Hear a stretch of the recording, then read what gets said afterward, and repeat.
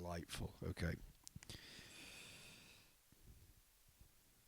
Happy New Year to everyone. Welcome back to Your Memoir after a 2-week break, which was very nice. Hope everyone else had a very nice holiday. Usually at like the end of the year and stuff like this, I usually do a best of list of films. This year has been a little bit of a weaker side for film for me personally in terms of watching and having strong, passionate opinions on certain films. So this video is going to be a video just on my favorite things. You'll learn quickly what that fully entails, but that can entail stuff like it includes music, it includes films, it includes TV, it includes wrestling. It can include anything that either came out in 2025 or that at least was newly made for 2025. So, starting off the top 20 it's a bar and restaurant. Now, I'm not culinary minded. I'm not an expert in food and hospitality. However, I do eat food. And I do drink drinks, and I do go to places, and I know if I like all those things. And at number 20, my 20th favorite thing from 2025 is a place called Lola Jeans in Newcastle. The food there's great anyway. The Philly cheesesteak spring rolls for starters, which is great. The place is nice. It's a good vibe. It's a nice vibe. But my God, those burgers. I'm a big burger fan. I like me some burgers, and I tell you now, I have had no better burger in my life than the Duke from Lola Jeans. I love me a Five Guys burger. I love me a smash burger from Sambuca's if you're local to Hartlepool. Even the Santonia's burger on the marina, that's very nice as well. But Lola Jeans has the best damn burger in the Duke. I had it in 2025. It's amazing. It's my 20th favorite thing from this year. And number 19 is 28 Years Later, directed by Daniel Boyle, written by Alex Garland, starring Jodie Comer, Aaron Taylor-Johnson, and Ralph Fiennes. I mean, I was looking forward to it. The trailers made it look very cool. I was a big fan of this one. Not only was I really into the story, but apart from just being like a fun post-apocalyptic thing, like film, I feel like the performances were all very, very good. Jodie Comer, my God, maybe the best person, maybe the best accent game going right now. It's all very love letter to the location as well. That one moment of like that one scene like by the Angel of the North. I don't know, there was just something really cool about it. And to me, the thing that I take a lot with me from this film that I'll take away from me, that I got genuinely emotional at, I'm not going to spoil it, is Ralph Fiennes' character, Memento Mori scene, which is just, it's touching, and it's why I watch film. Number 18 is North Wrestling's Thunderstruck 3. I do work for North Wrestling, but I don't have any creative input or any wrestling input. I am a camera operator. I operate the hard cam. But North Wrestling's biggest event of the year, this is the third time they've done this now, in the Walker Dome. And this year was great. But my experience with it, apart from just watching some quality wrestling that I think everyone should watch. Again, if you're a wrestling fan, highly recommend watching North Wrestling. But even just the experience of being at that event and seeing the stuff that was put on was great. And a big highlight for me was getting to meet Paul London, who was on the show, who I've been a massive fan of for a very long time, and him being a very chill guy. It was great. I loved it. North Thunderstruck 3 is my number 18. Number 17 is Paul Thomas Anderson's One Battle After Another. Now, I'm aware that might be very low for some people. And I can acknowledge it being the film of the year on like a broader basis, and it's probably going to win the Oscar for Best Picture, and I also think it probably should. Apart from it just being a actual genuinely a genuine drama that has a lot to say about current day without being incredibly preachy. It's this beautiful like perfect mixture of like there's a lot of commentary about like politics and race and class and social justice and all that without being in your face and without being preachy. But it's also just really funny. It's also just a really funny thing. I'm really happy that Leonardo DiCaprio is kind of embracing his comedic side. I think Sean Penn, he probably should win Best Supporting Actor because he's so good in it. He's such a vile like villain. Like it's in the same way of like Christoph Waltz in Inglourious Basterds or Javier Bardem in No Country for Old Men. It's that kind of supporting villain. It's such a rewatchable film for me as well. I really do want to rewatch it again actually soon. Just an absolute blast. One battle after another. It's great. Number 16 is All Elite Wrestling's Double or Nothing. This is my favorite wrestling event of the year. It is everything that I love about wrestling. It felt like a proper variety show. It had like the acrobatic style of wrestling. It had some fun style wrestling. It had pure drama wrestling. It had my match of the year, which I'll get to later. But it opened with Mercedes Moné versus Jamie Hayter. Both women I'm a huge fan of, and both put on an absolute great opening match. Another huge highlight for me was the Anarchy at the Arena match, which I know a lot of people say, and even Luke said like he felt like it went on a bit too long. For me, it could have went on longer. I don't know, man. It's just a load of fun. They repeated bodies so many times by Drowning Pool. I feel like at the next Anarchy Arena, we should have a playlist. I feel like we should have the Limp Bizkit Symphony. I feel like break stuff. I feel like My Way. I think Roland those 3 songs need to just go back to back. It was absolutely amazing. And again, it featured my match of the year, which I'll get to a little bit later on. Number 15 is Sentimental Value. This is a very recent watch for me. I watched this yesterday afternoon. I don't have loads to say about it right now because I still feel like I'm processing my thoughts on it, and that's why I haven't put it so high. But I love this film. I love how understated it is. I connected a lot to this film. Obviously, this film is about filmmaking. The character of Nora is such a poignant character and could be very simple in the sense that, we're just going to make a really down, depressing, lonely character. But it's not. But she's not just that. And I won't get into too many details. But what I will say is there's a lot about her in this film that just clicks and connects with me. My number 14 is Kendrick Lamar's Super Bowl halftime show. I almost forgot this was 2025 because it feels so long ago. I'm a big Kendrick Lamar fan, huge fan. I wasn't completely in the Drake beef loop for a good chunk of 2024. Apart from the technical point of view of just like the production value and the actual performance of Kendrick was all exceptional. It just felt like the purest example of watch an artist be his true self and being phenomenal at it. This performance as a whole made me go back to his catalogue, and I went back and listened to like To Pimp a Butterfly and Good Kid, Mad City, and I listened to GNX for the first time, and I re-listened, and obviously Damn, and I listened to the deluxe, is it the deluxe edition? The other edition of Damn where it plays in reverse, which I think is such a genius concept and such a genius way of storytelling.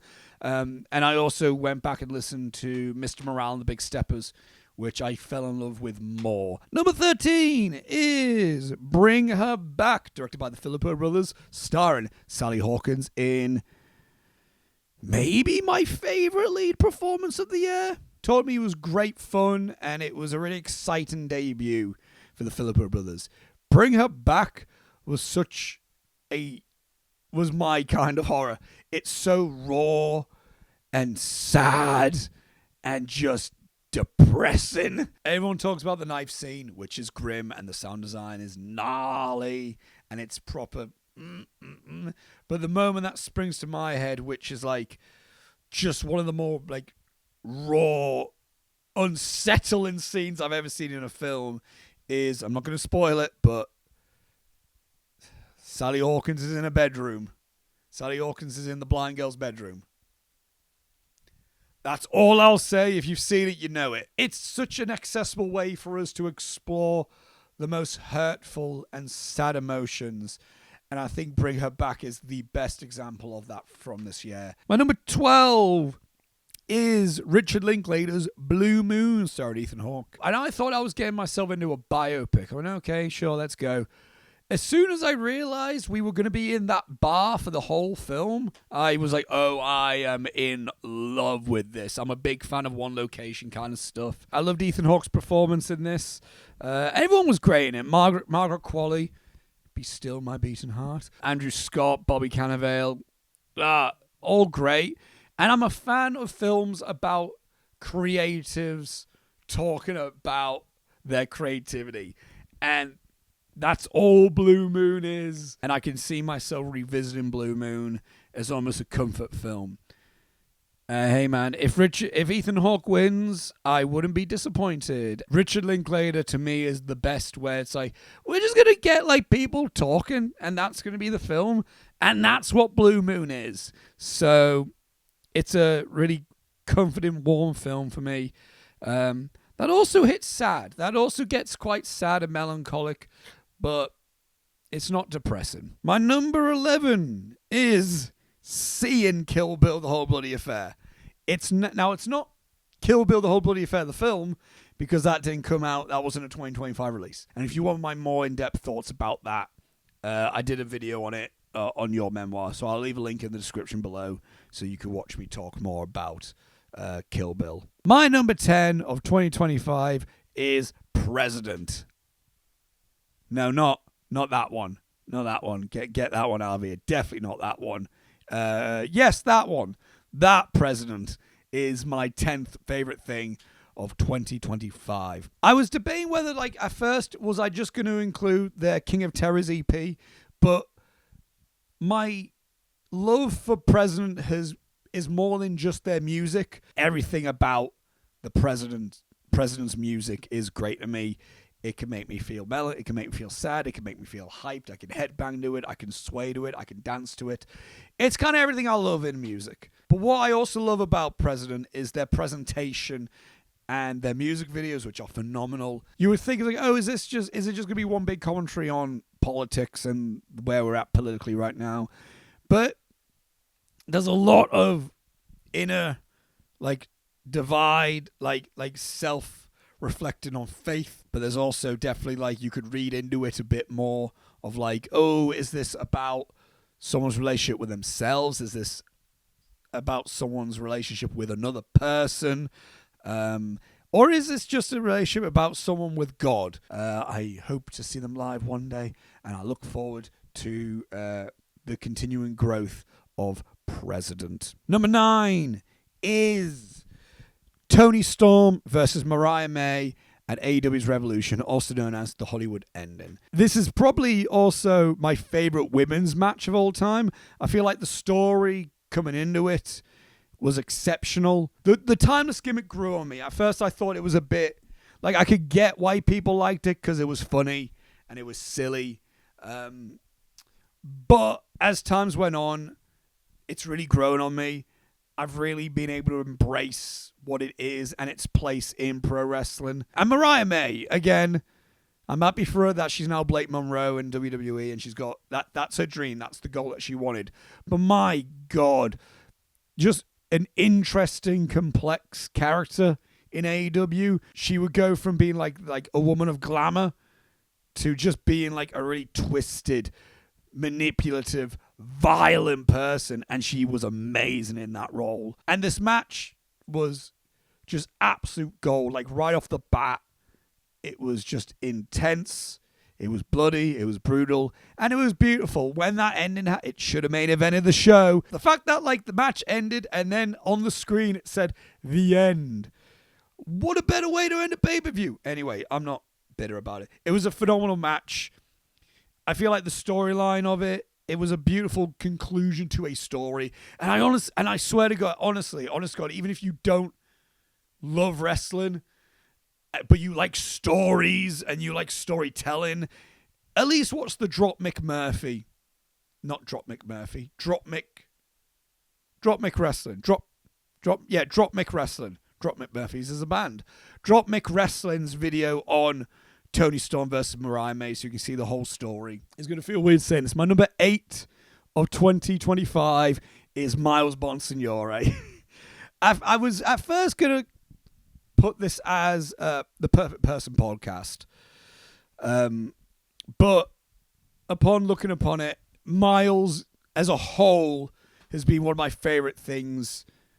And everything he's done this year has been just one of my favorite things from this year. For a while, Miles was but he was a guest on pretty much it, and I loved. And whenever Miles was on a video, it was great. I always had a whale of a time. I got into the Perfect Person podcast like pretty much when it started, like when Eric went on it, which must have been episode 4, I think. But this past year, I made an effort I was watching more of it. I was watching the Perfect Person podcast weekly, and it's funny, man. It's just every day I stick on the episodes from the Perfect Person podcast, and I'm always just howling with laughter. It's something that really gets me up and really boosts my mood. And the documentary that Miles and Ashley made for the Perfect Person tour, I'm Not a Perfect Person, is great. It's absolutely phenomenal. And as someone that wants to create stuff independently, seeing what Miles has done with Perfect Person is truly it's inspirational. If I'm being perfectly honest, a big reason why I started Your Memoir was because of Miles and Perfect Person and what he's doing with that brand and how he's operating his Patreon. Miles is making YouTube videos that I would love to make, but more importantly, I would love to I just love watching. YouTube is a little bit of all right, I pick and choose. I have my favorites. One of the main things I love about Miles and what he's managed to craft is that he has such a positive community, and he is just an optimistic, positive person without being sickly sweet. He's genuine and authentic, and I know it's very dangerous to say that based on someone that you only know via watching them online, but hey man, what can I say? Every time I watch a Miles Bonsignore video, whether it be his podcast, like a Perfect Person podcast, or whether it be featured on a Pretty Much It video, it's always a highlight. He always lifts my spirits, and he's genuinely one of my favorite creators. My number 7 is the Netflix miniseries Adolescence. There's creative media that I watch and consume that I'm like, this is important to me, but there's very few times I experience some form of art where I'm like, wow, this is important to the world. And this needs to be spoken about more often. And Adolescence is one of those where it feels important because it's talking about a giant issue, but showing it through the magnifying glass of an individual situation. And also, we can't talk about Adolescence without talking about how amazing the one-shot element of this is. A lot of people say it's a gimmick. I disagree. I heavily disagree. It feels just like 4 plays. And I don't think there's a bad... There's 4 episodes. I don't think there's a bad episode in any of them. I've seen it once. I don't know how often I'll revisit this. I don't know if I'll ever revisit it. Maybe one day I will. Number 6, my 6th favorite thing of the year is Marty Supreme, directed by Josh Safdie, written by Safdie and Ronald Bronstein, starring Timothy Chalamet. No film has gotten me more hyped than this film. I love it. I love talking about it. I love what it is. I love watching it. I feel like it's going to get misinterpreted like fuck. It's already going to go in the canon of Fight Club and Whiplash and American Psycho and Taxi Driver and Drive, where so many people are going to be like, so many young men are going to watch Mighty Supreme and just misinterpret the fact of it. I hear people complain, and I've heard it from Robbie, that Timothée Chalamet is very arrogant and he should have some humility. I disagree with it. That's another video for another time. What I will say is he has every right to talk the talk when he can walk this walk. But also the film just looks like a film. It's shot amazingly. I love the score. The sound of the score is amazing. I kind of want that to win. I love the pace of it. I love how it's just, again, just one thing sets just so much shit off. The ending, love it. The ending got me very emotional. I absolutely love Mighty Supreme. I think it's my favorite Safdie film, including Benny. And my fifth favorite thing of the year is Nathan Fielder's The Rehearsal Season 2. The Rehearsal's one of my all-time favorite shows, and Season 2 did not disappoint. I love how Nathan Fielder balances fiction and non-fiction, and there's so much in The Rehearsal where I'm like, is this real? What's happening? Am I watching something real or something staged? Highlights being the Sully episode.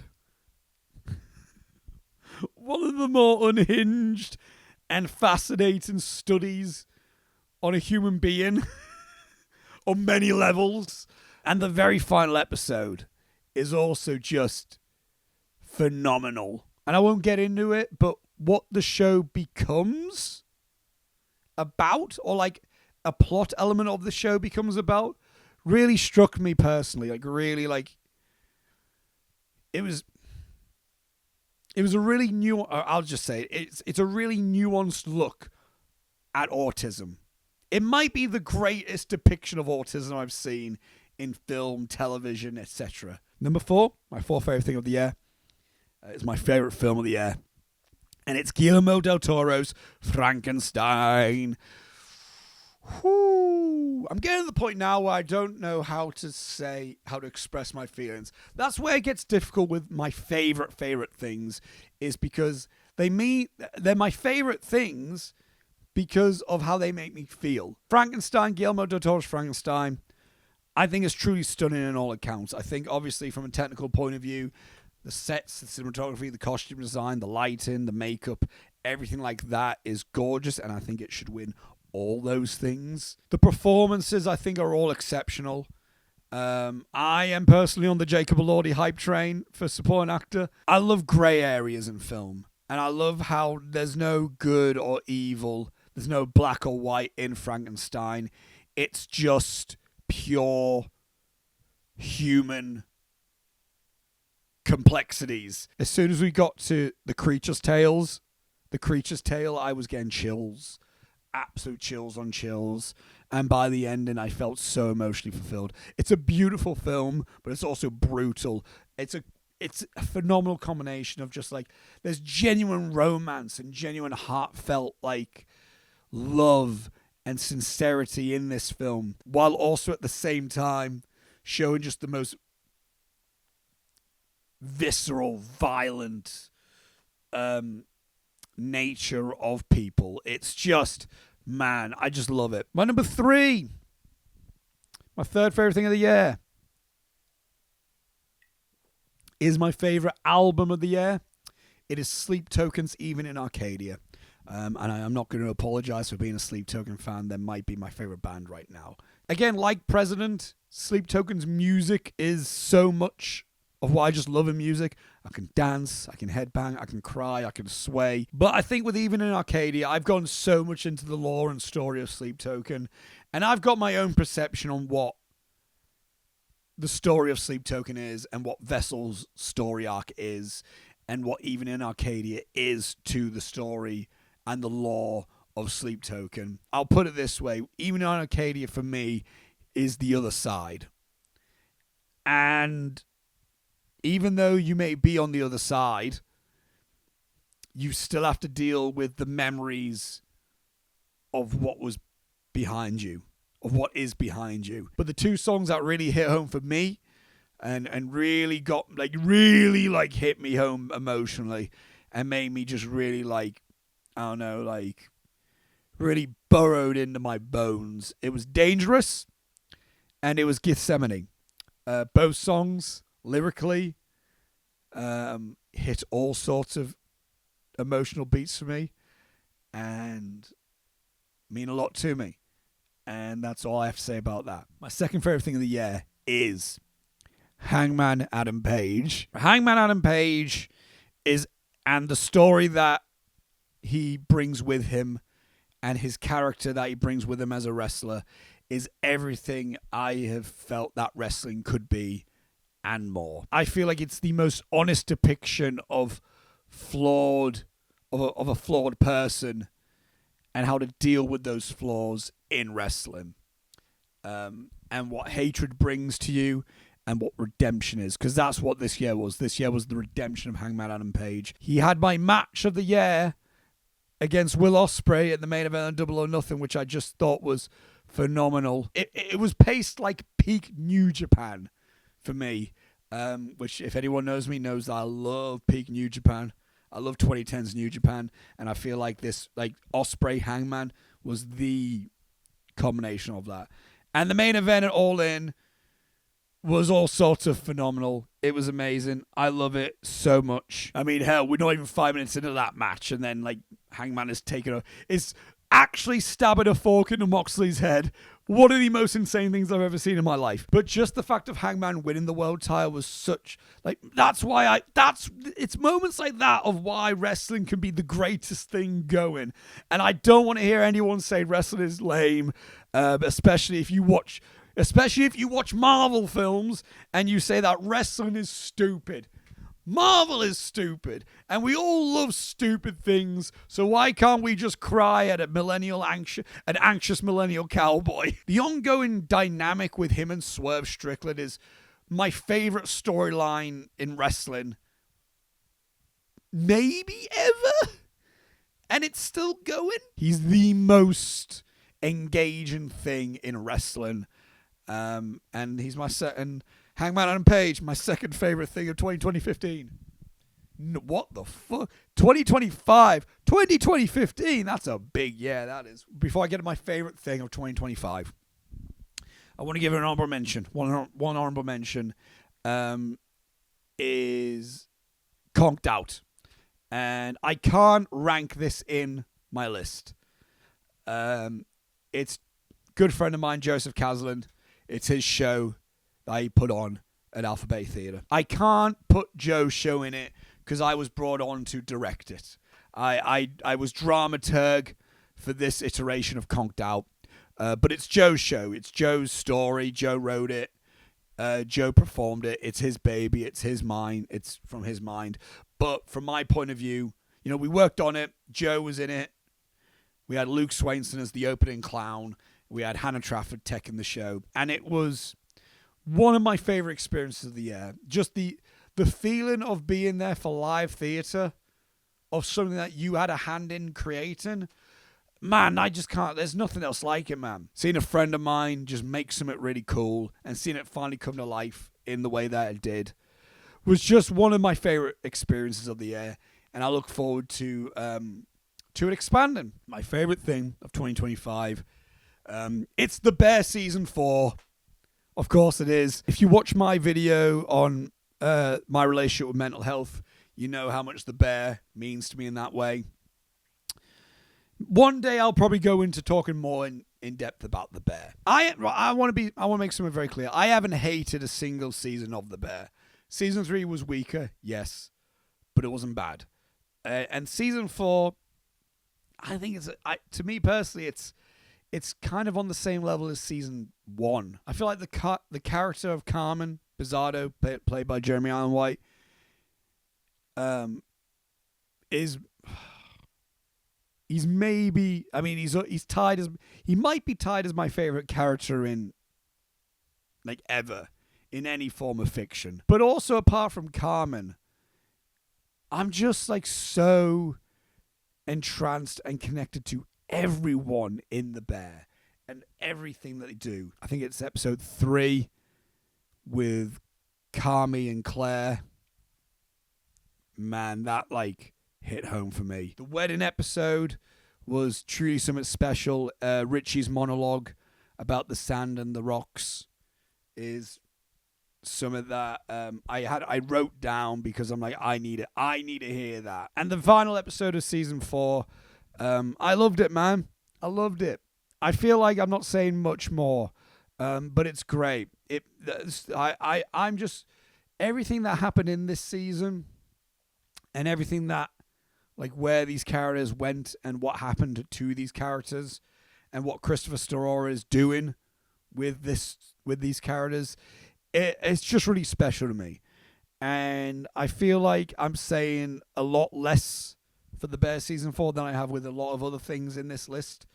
But just so you know, that's because it means so much to me that I can't accurately vocalize how I'm feeling about it. Where The Bear is about broken people.